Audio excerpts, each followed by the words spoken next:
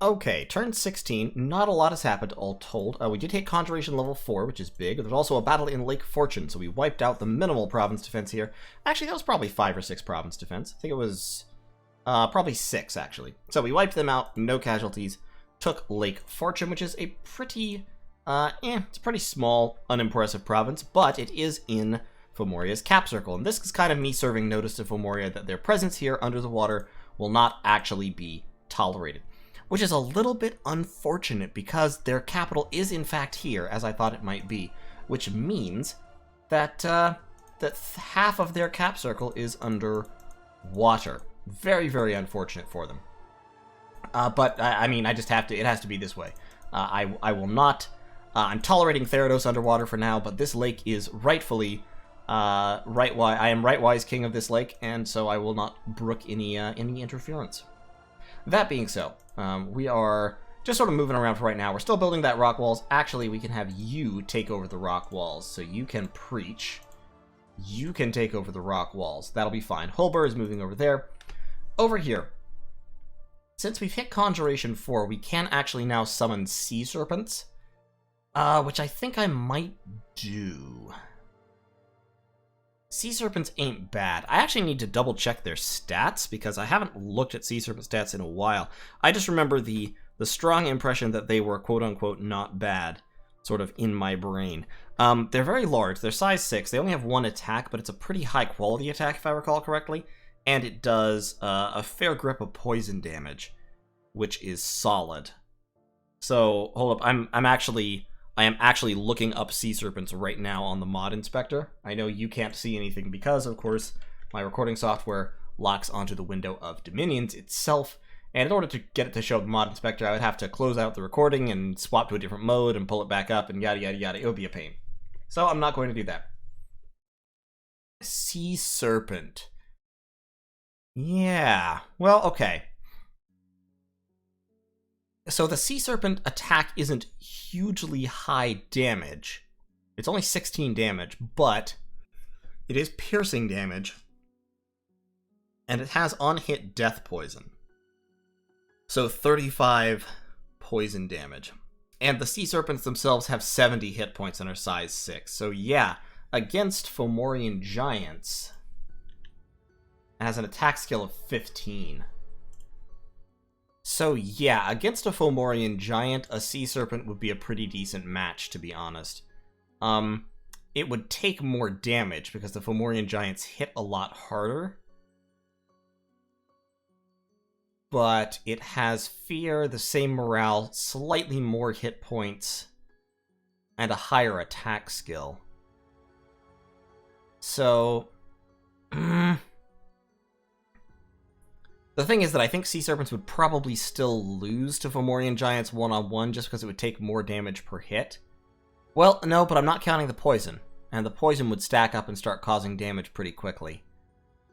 Yeah, I think summoning some Sea Serpents wouldn't be terrible. I have a bunch of water gems. Now, I will, of course, spend a lot of water gems spamming out water elementals. The other thing that I can summon are Krakens. And Kraken are also size 6, but they have... armor-piercing tentacles. They only have 11 damage, but they get 4 attacks each, and they do armor-piercing damage. The downside to Krakens or Kraken is that their attack skill and defense skill and prot are all lower. So let me see. Let me see what I want to do here. So I can call Krakens... Yeah, and calling Krakens actually only costs 1 water gem instead of 4. Let me start calling Kraken. Just because the attack density will help some. And then... Let me see, I'm going to let my sleeve mages research. I'm going to have these two summon up some Sea Serpents, I think. Azak, who is... Oh, no. Atun, you research. You summon up a few Sea Serpents. Yeah.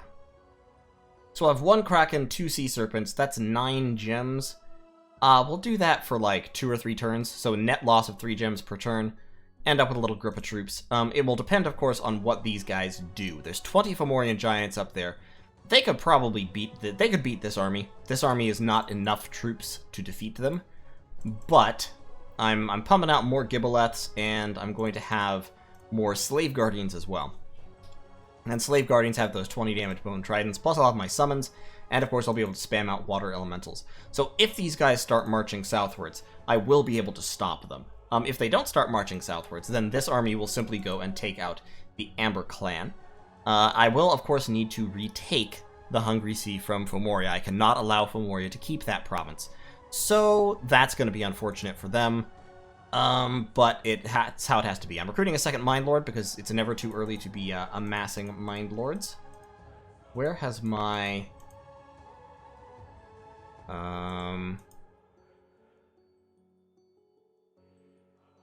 Oh, there he is. Duh.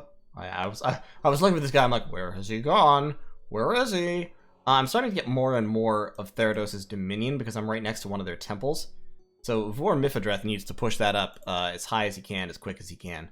We need to get up to 7 candles here so we can start pumping those candles outwards. I am recruiting another Polypole Mother over here.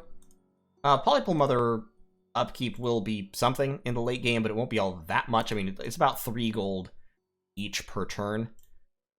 I might even recruit a Grandmother. Well, there's no point having the Grandmothers because the Grandmother preaching won't really help. The only reason to have a Grandmother is to spawn Polypole spawn. But the Grandmother spawns several of them per turn. Also, the Grandmother technically is a mage, but it's an immobile Astral 3 mage, so not super useful.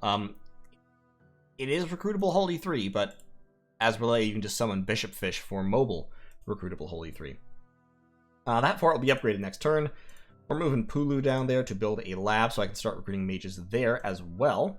And so I'll start getting my slave mage production out there. I'm probably not going to recruit a whole lot of the standard Aboleths. I'll get some of them because I do want the Astral 3. Astral 3 is a fine path to have in Profusion. But mainly it's going to be Mind Lords because the Mind Lords have the potential to give me Astral 4 or even possibly 5. Albeit at a low chance of that, as well as Water 4, and they have Death and Earth cross paths, so Mind Lords and Abodai, just overall better than the standard Aboleths. The Abodai in particular give me Death 2, and so it's important to recruit a few Abodai until I get that Death 2, and the Death Earth cross path ain't bad either. That lets me forge the Shade Mail. In fact, I might... because Mind Lords aren't sacred, and so their upkeep is quite high. I may, in fact, just go for another Abodai right now. And I'm recruiting Amber Clan. I'm still hunting for that 10% fire random. Would love to have that. And up here, could recruit Amber Clan priests for... Yeah, actually, I don't need to recruit mothers. I can just recruit Amber Clan priests. They're mobile and have leadership as well. So yeah, just do that. And down here, I've got a Polypole Mother who is preaching, and that'll be fine. Okay, great.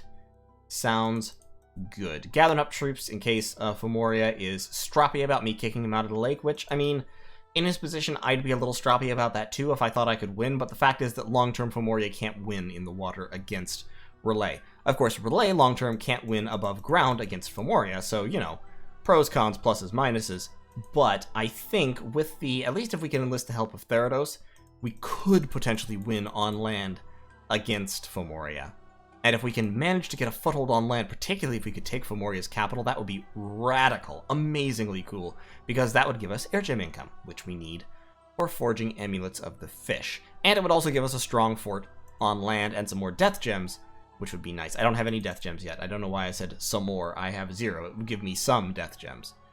And over here, it's looking like probably building a fort in Pronda is not going to work out because Ulm has a fort here in Ashington. And that's a bad spot for Roos to build a fort, so they're probably not going to build a fort there. They do have a Porkunu site searching over here. What I might do is storm over here in order to get into that little lake. And it's probably sooner rather than later if I have the choice, if I have my druthers. But for right now, I have to keep recruiting these underwater combat units in order to... Well, actually, I'll tell you what. The main downside of recruiting these Slave Guardians over these Slave Guardians is just the loss of 2 damage, but 18 piercing damage is still enough to hurt Fomorian Giants, for sure. So I could spam out a bunch of those, cut it down to 2 Gibboleths. 1, 2, 3, 4, 5, 6, 7. I have 7 Giboleths and a Mind Lord here, who has, of course, that Enslave Mind shot, which is sort of hilarious, but only range 25. Soul Leech, also not fantastic. It's negated by magic resistance, which is sad. Yeah, so let's pump out a bunch of these guys and some Giboleths.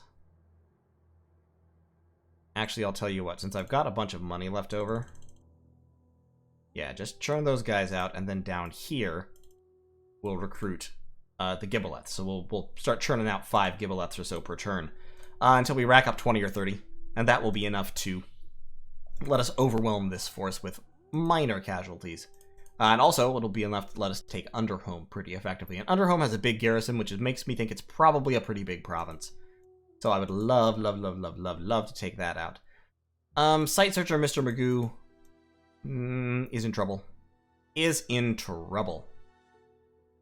Well, actually, wait. Is Site Searcher Mr. Magoo... Yes, Site Searcher Mr. Magoo is an oracle in Tir Na's capital. And they've got these 2 thrones, but they don't actually have a way out of their territory, as I mentioned before. Sorry, I didn't mean to do that.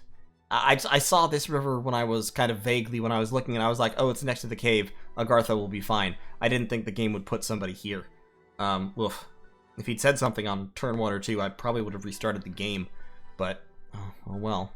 It's too late now. Yeah, which, to be honest, like, Fomoria and Tir Na are probably my 2 early targets for someplace I could potentially get out of the water, especially right here or right there. Getting out of the water on either of those places would obviously, it would give me a fort, it would give me a throne, and it would give me a relatively well-defended land connection. Because, I mean, Agartha can cross rivers, and Fomoria can cross rivers. So against them, it's not well-defended, and they are, of course, the neighbors, so ignore me. But, assuming this is ever owned by, like, Arcoscephale or Niefelheim or somebody, this is a pretty decent defense. Actually, not Niefelheim, because Niefelheim is cold, so he would freeze rivers. You know what? Never mind. It's not well defended at all. But it is a fort on a throne on the coast. So taking those 2 would be super, super radically valuable for me. And I can probably, against Tir Na, I can probably manage it just by spamming 1,000,000 troops. So that would be nice. You know what else I could use? Scouts. I don't think you get indie scouts underwater, like, at all. I don't think I've ever seen one, at least. Am I still recruiting Ictiids here? Yeah, just keep recruiting Ictiids, that's fine. Yeah, just keep churning out some Ictiids. I'll use them at some point. Actually, no. Why am I recruiting independent Ictiids? That's stupid. Give me an Ictiid Lord to grab those guys and join the army with them. You're in the army now, boys.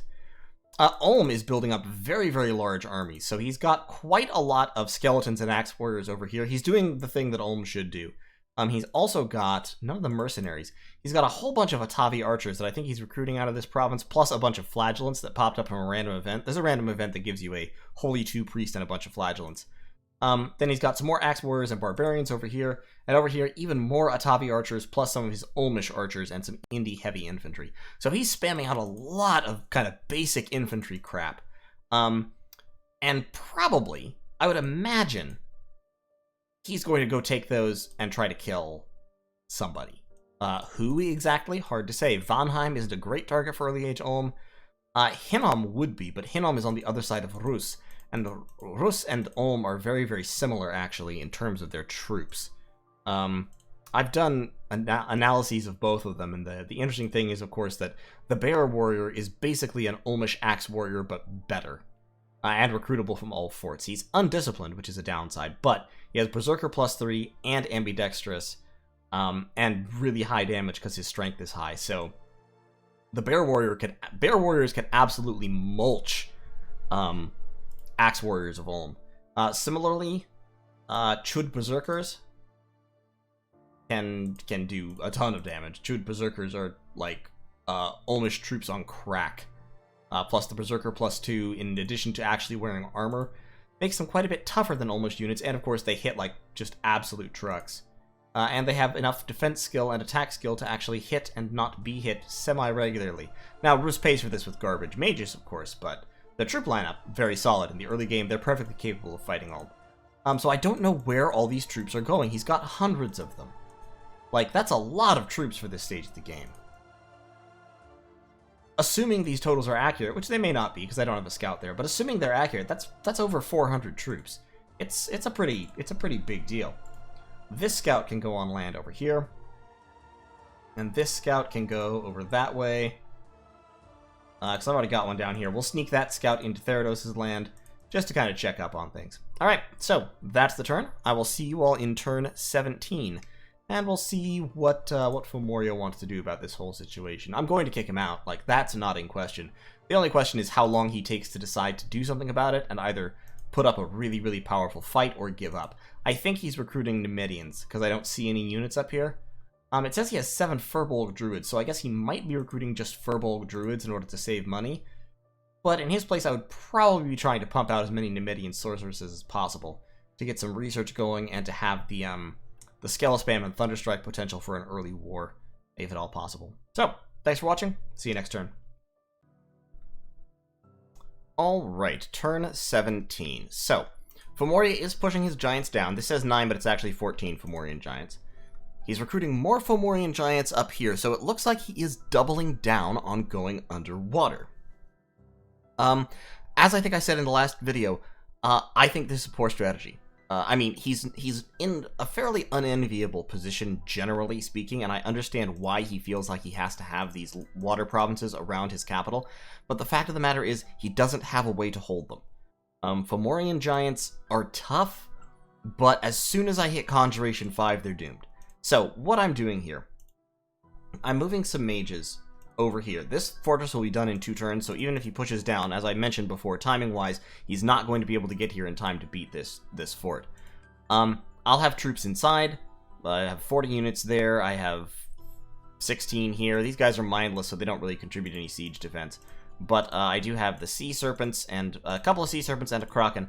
Honestly, I probably shouldn't have wasted the gems to summon those guys, but whatever. Atun and all your troops are moving out. I am going to give them a bunch of water gems. We're going to give him 10 water gems. We're going to give you 10 water gems. And we'll give Sabish Ka is also moving out them. So we have those 2 mages. We'll also have Holber. Holber is searching, and then he's going to move back. We'll have the fort here. All of them will have... actually, they need more water gems than that, don't they? We'll also send these 2 gentlemen over there, and we'll give them 4 water gems each. So, 28 water gems moving over in that direction. That's enough to summon a shit ton of water elementals, and full-size water elementals beat the brakes off Fomorian giants. Fomorian giants do not like getting hit with full-size water elementals. It's very, very bad for them. Full-size water elementals do an average of 80 armor-piercing damage per round if they hit with all their attacks, and since they have attack skill 14, they're likely to hit with the majority of their attacks. These guys probably going to come down here and try to take Lake Fortune back. That's fine. I'm just pulling out. I just took that more or less to demonstrate something, which is that I can hit any of his water provinces at any time, and he can't really defend them. He's probably going to, like I said, probably going to come down here. He may actually push out in this direction. So I'm building a lab down here in Boat Eater. Actually, I'm not going to do that yet. We're just going to defend. And Holber, instead of searching here, is going to move back here so he can build the lab in that province. That will free up some cash so that I can recruit another Triton Knight, another 2 Triton... No, only 1 more Triton Knight. Okay, so we're recruiting 3 Triton Knights. Triton Knights have a high damage lance charge, plus the Coral Spear and the Alicorn attack, which is magical, so they will also be useful against ghosts when that becomes relevant. Muthalan can also head up into that province, so we'll have a pretty significant concentration of mage power. It'll take me probably 3 or 4 turns to hit Conjuration level 5 because I'm moving so many mages around. But as soon as I do, I will then ram my mages straight up here and sit on the Hungry Sea, and basically look at Fomoria like, what, you want to fucking do something about it? I'm going to build a fort here, you bitch. Sorry, I won't be that rude about it, but, you know, I might be a little bit rude. We're also going to recruit a few more Gibboleths, and actually, no, we want Amber Clan Guard here. So let's get some Amber Clan Guard there, and then down here we'll spend our money getting Gibboleths. Gibbolethi, and a couple of those guys. There we go. Okay, so Significant underwater commitment, that of course, as I said, in the late game is not going to be able to come above water, but it's worth it. It's worth having that kind of commitment right now, just to make sure that I'll have it. We are recruiting mages there. We're recruiting mages here. Let's actually swap that guy out for a slave mage, I guess, because more research is important right now. We can fish for fire randoms later, right now. Especially because we don't have many fire gems at the moment anyway. Haven't got any yet, so we'll just keep, we'll just focus on research with the slave mages. Next turn we'll have our lab here, and then all these mages will basically just go sit in this fortress and research. Help push our research rate up so we can get Conjuration 5. Once we do that, like I said, we will bust out with full-size water elementals. Full-size water elementals beat the hell out of Fomorian giants one-on-one, I think even with the Regen Bless, because Regen Bless on Fomorian giants is 7 HP per turn, and they're taking, you know, 20 damage attacks on average 2 or 3 times a round, once you count in the harassment penalty. So, and then only half of their prot applies. Their prot isn't too terribly impressive anyway, so they're still taking like 20 or 30 damage per round. And they have to do 57 points of damage to the water elementals in order to remove an attack. And the water elementals, of course, have pierce resistance, so they're only taking 13 damage a hit. So the Fomorian giants are doing 13 damage out, the water elementals are doing somewhere around 30 damage back. The Fomorian giants lose that race. They will probably lower the water elementals to size 5 by the end of the fight, but if it's one Fomorian giant versus one water elemental underwater, especially where the water elemental gets 20% regeneration and is regenerating a majority of the damage it takes every round, that Fomorian giant is going to get punched to death by angry water. So, that's the plan. Fomoria does not have a countermeasure to this, and this is why I think this invasion is foolhardy. Now, if you had, for some reason, taken an absolute gobstopper of a Hellblast, like if you'd taken Regeneration and Fortitude as Fomoria, then yes, you could potentially rush underwater with Fomorian giants, because Regen Fortitude with Fomorian giants, or Regen Fortitude Blood Bond is the classic one. Nothing will kill them until water elementals show up, until Conjuration 5. So if, as Fomoria, you took a huge Hellblast, and you landed next to the water, and you rushed into the water as quickly as you could, yes, you could in fact beat an underwater nation, potentially, before they reached Conjuration 5. Just by rushing to their capital and sitting on it. And then taking other underwater provinces. However, you'd be sacrificing a lot of your expansion, if not almost all of your expansion, on land in order to do that. You'd pretty much be expanding on land with your god alone, and then recruiting Fomorian giants and kings to go underwater. Which could work. I could see it working. But it would be a super, super risky strategy, and I haven't seen his bless, but I don't think he took a Regen Fortitude Blood Bond Hell Bless. Doing that requires destroying your scales, which most Fomorian players are not going to do. At least not entirely. I haven't seen his god. I haven't seen him bless yet, actually, and this army right here in Antediluvian, this army in Antediluvian is actually led by a newly recruited Triton commander. The king has gone back to the capital. So these guys aren't blessed. He did manage to kill a couple of Gibbelets that were still sitting here because I didn't recruit a commander to get them out. That was a little bit unfortunate, but, you know, c'est la vie, c'est la guerre. These things happen. Yeah, he got them both. Okay, so, yeah, I mean, like, he's doing a lot of damage with these Fomorian giants. They're very scary looking, but once again, water elementals underwater will wreck them. And I will have water elementals pretty shortly. I'm just moving all these guys up here. Yeah, it's delaying my research. I'm doing it because I want to hold on to this province, since I have a fort already half built, and I've already built a temple here and all that. So I just want to make sure that I can hold on to this place. Beyond that, the most interesting thing this turn was I found a magic site, the Water Solstice. The Water Solstice gives me 6 gems per turn and a 40% enchantment bonus. This is an amazing magic site. This is one of the best magic sites I've ever seen. Now, in terms of enchantment rituals that I can actually cast underwater, there aren't a huge number. Claymen, I can summon Claymen there for really cheap, which is kind of cool. Like, those are amphibious chaff that regenerate. That's nice. I can cast gelatinous cubes for 1 gem. What else? What else? Beyond that, there's not a whole lot of, like, rituals that I can do. I'll be able to cast Pale Riders there really cheap. So if I ever get Death 3, which I won't, because my Death 2 guys can't actually hold Skull Staffs. Can't cast Hidden in Snow. There's, like, not a whole lot of enchantment that I can do under there. I might potentially sometimes be able to cast Enliven Statues, maybe? In any case, this would be a lot more useful if it wasn't underwater. But I can also cast Enchantment Rituals there, of course. So at high levels, I might be able to cast Wrath of the Sea really cheap there. Or, Thetis Blessing is stupid. I will never cast Thetis Blessing. Ghost Ship Armada might be able to awaken Admiral Torgon for cheap. That'd be kind of sweet. Not really. But most importantly, I can cast Arcane Nexus there. 40% discount on Arcane Nexus is fucking huge. That's an enormous savings. And, well, actually, I'll still cast it with as many gems as possible. It just means that the Arcane Nexus will have a 40% higher overcast. So 40% of 150 is 60 gems. So it'll have an extra 60 pearl overcast for free. That's pretty impressive. That's the main eventual benefit of that site. So I'm going to fort the hell out of that province as soon as I can. For right now, I don't have the cash. In fact, I don't even have cash to recruit a Triton commander. I should cancel a guy somewhere. Cancel you. Recruit a Triton commander here. I've got to hold the Water Solstice. That is incredibly valuable. And I will. I will hold the Water Solstice. I'll also put a temple there in order to push away Therodos' dominion, and we'll see what we end up doing eventually. I think Therodos has made some kind of deal with Fomoria. I strongly suspect that, because this is in Therodos' turf, this province right here, and he's not sending anything to take it back, which honestly he should. I mean, he has Ethereal Chaff.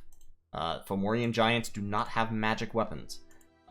Ghosts would actually do pretty damn well against them. So if I was Fomoria, if I was Therodos, I'm sorry, I would be taking this province and just being like, no, you don't get to have this province, fuck you. But he's not, which makes me think, as I said, that he has some kind of a deal. I don't know, I have to check out and see what, this scout has to stay here, actually. That's important. Over here, that's Niefelheim, so they're right on the edge of the lake. Unfortunate, because I was hoping maybe I could grab one of these over here. I'm not sure where I'm going to grab a land fort. I might actually do it down here, I guess. Like, God Coast would be a pretty good place to take, if I could. Especially because it has heat. And my Dominion has heat in it, so if I can spread my Dominion onto land, it'll heat the area up so that you can't cross this river, which would be a nice little defensive point. This might also be a place to build a fort, not because it's a good place for a fort, but just because it's relatively easily defensible. Not sure. Not really sure. I've been in contact with Agartha. Poor Tir Na has been fighting Agartha, which is sort of to be expected. If I can manage to snag one of these, it would be great. But I have to deal with Fomoria first, so that is the priority. But in any case, also all of my mages here are moving down. They shouldn't be doing that. They should be researching, since I'm not building that lab just yet. So yeah, about 3 turns I'll have Conjuration level 5. These giants might rampage up this way. Like, I may well lose provinces in the short term as these Fomorian giants attack me, but ultimately they can't win this fight. And Fomoria ought, in my opinion, to know that. So I'm not sure why he picked this fight. But, hey, if he's picking a fight, he's picking a fight. That's fine. I might be able to actually take Fomoria's capital. That would be sort of hilarious. Unlikely, but hilarious if I can pull it off. But in any case, thanks for watching. Oh, yeah, the other thing about the Water Solstice, of course, 4 water gems per turn. My income is now 10 per turn. So my water income is already pretty huge. My total gem income is up to 20 on turn 17. That's solid. That's very, very solid. I haven't even started casting Voice of Tiamat on my provinces yet, so I'm doing really well gem-wise, and I am having a ball. We are having a good time, and just patiently building up Astral Pearls for use later in the game. So, thanks for watching. See you in turn 18.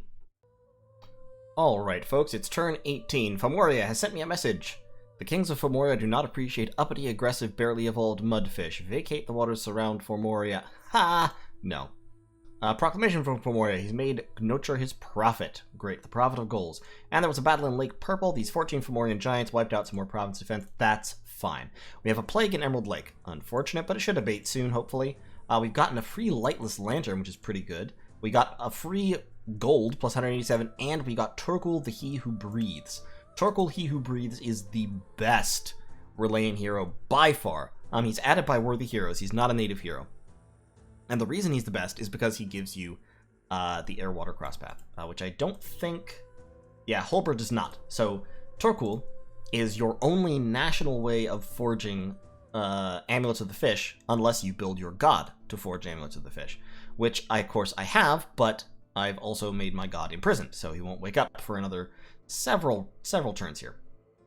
So, Torkul has 2 melee attacks, both length 4, and pretty high quality, to be honest. He has the Enslaved Mind that all Mind Lords have. He has actually slots, which is fantastic. Anyway, he's just amazing. He is right now leading an army, and he's taking the army down this way. We do have another gathering of troops in Fomoria, some long dead, interestingly. It looks like he's been casting Reanimate, which I would not usually do with Fomoria. You have better things to spend your death gems on. But he's probably doing that because he can take them underwater. So he's going to come down here and attack Lake Fortune, I'm sure. Tadag is just going to hang out here for a second and kind of see where things go. Over here, we're not building that lab yet because we're out of cash again. We are building a lab and a rock walls here in Lake Vastinus, so that should go just fine. These guys will come in here. There will be a fight in Lake Vastinus, but I'll have the fort, so even if they win, they won't take the province. And, of course, they won't win. Got these guys scripted to just cast spells. Probably what they'll end up doing is they'll either summon lesser water elementals or they'll summon sharks, and either one should let me win this battle. And especially because I'll have some Mind Blast support, and I've got my summons and my troopers and stuff there. I'm actually recording this just after the turn has ticked, and I've just now realized that Atun apparently did not have any orders, and neither did Sabish Ka, so that's a little bit unfortunate. Meanwhile, Holber is scripted to retreat, just in case something goes terribly, terribly wrong. He's super valuable, and I do not want to lose him. He can forge Rune Smashers, he can forge, all kinds of crazy stuff. He can forge Earth items. If necessary, I can take my Earth Gems and forge him a Copper Arm, and then, use him to forge Copper Arms to give to my Aboleths so that they can hold Rune Smashers, so that they get extra penetration on their spells. He can do all sorts of cool stuff, which otherwise I wouldn't be able to do. And of course he can forge crystal coins, which I will definitely want and need. So that's basically the turn. Troops moving up here to stop Fomoria's unwarranted giant aggression. Troops down here, just hanging out, watching over, maxing, relaxing, all cool. I may end up withdrawing here to meet Torkul's army if necessary. And then that force would absolutely be able to roll whatever giants they send down here. They can't have many of them since they have more long dead and only about 30 units. That's probably like, what, maybe 2 castings of reanimation. That would be 20, plus some Fomorian giants, some druids, so like 7 or 8 Fomorian giants, something like that. Not a terribly threatening army. And this, of course, I already know what that is. That's 14 Fomorian giants, and we should be able to just swamp them. So, that's the turn. Pretty quick, research-wise. 2 turns before Conjuration 5, so we will not have Conjuration 5 for the battle in Lake Vastness, unfortunately. Other than that, not a whole lot's going on. Ulm still has tons and tons of troops. They are sure spamming a lot of Atavi archers. That's an interesting choice. I'm not sure why he's doing that. Atavi archers are not notably great. As Ulm, he may be able to get Flaming Arrows access, but other than that, I don't think he'll get any notable buffs for them either, really. He won't be able to cast Wind Guide because he doesn't get Air 2. I don't know. I guess he's just spamming them out because he wants chaff and some missile support for his armies, but to be honest, I would just be recruiting Axe Warriors. All these guys just standing here in a huge lump, which is funny. Still have not seen hardly any movement from Vanheim. This Dwarven Smith has been here for like a turn or 2 now, I think. I feel like he might be building a fort or something. Have a scout on Niefelheim. They've got a pretty significant army that's just come down here to retake this from those independents. That's actually way overkill an army, but oh well, that's fine. And they have a palisade down here in Great Woods. And beyond that, everyone seems to be just kind of trucking along. It looks like Tir Na, I think I mentioned last turn, has attacked Agartha, it seems. And Agartha mentioned something about that to me. To which my response was basically, well, good luck, have fun. I'll be surprised if Agartha doesn't end up absorbing Tir Na here. But as I've said a couple of times, I really, really would like to get at least one of these, preferably probably this one. This one's probably easiest, but if I could get that one, In fact, if I could swallow all of Tir Na, that'd be great, thanks. But, we'll see how it goes. It would be nice to do that, actually, because that wouldn't appreciably expand my vulnerability in the way that going on shore somewhere else would. Because Agartha is already amphibious and can already come underwater, if they really, really want to. So if all of this is Agartha, then I'm threatened from this area. If I own some of this land, then I'm still threatened by Agartha in this area, but that was already true. See what I'm saying? As opposed to, like, over here, I'm not threatened by Rus or Ulm. They can't come underwater in any effective way. Maybe Ulm could if Ulm spammed out a ton of Long Dead, but that would still be a weak play. If nothing else, I could probably just Mind Blast them into submission, because they're, the commanders would be the only sentient ones.